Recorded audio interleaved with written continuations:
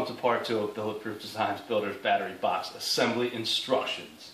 So, you have your battery box all welded up. This is a weld, no prep. You have the, at your own discretion, you can feel free to grind it down. You can see a finished battery box here. The fillet welds were totally filled in and ground down smooth. And this is a semi-gloss texture powder coat. So this is a finished box with the battery, with the belt for the clamp. I've had this for 4 years. I've never had a problem with the belt or battery coming loose, and it works great.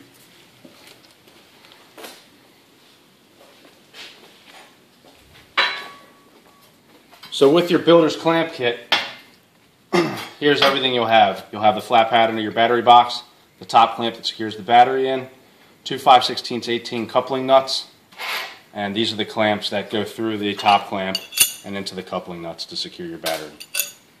So now we're going to lay out the sides of the battery box for each coupling nut. One nut goes on each side. So your finished battery box, after it's welded, should be 4 1/4 inches wide.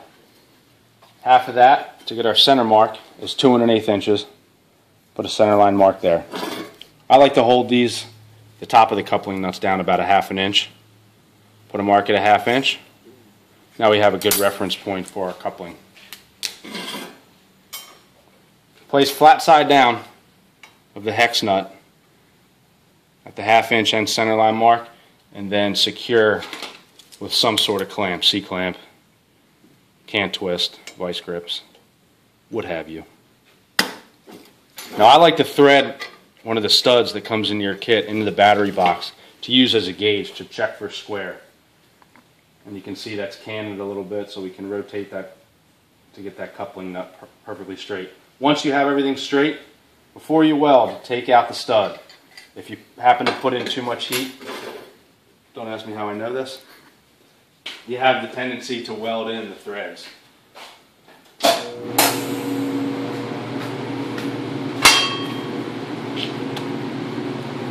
forget your safety equipment.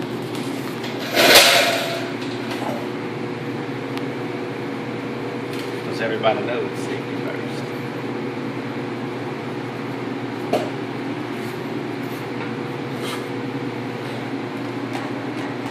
So before I finish weld, I'm just going to tack this, and then we'll thread that stud in one more time to check for square.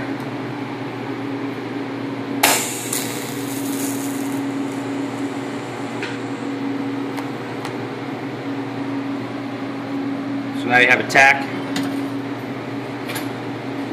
Sometimes the heat and cool of the weld can pull around that coupling.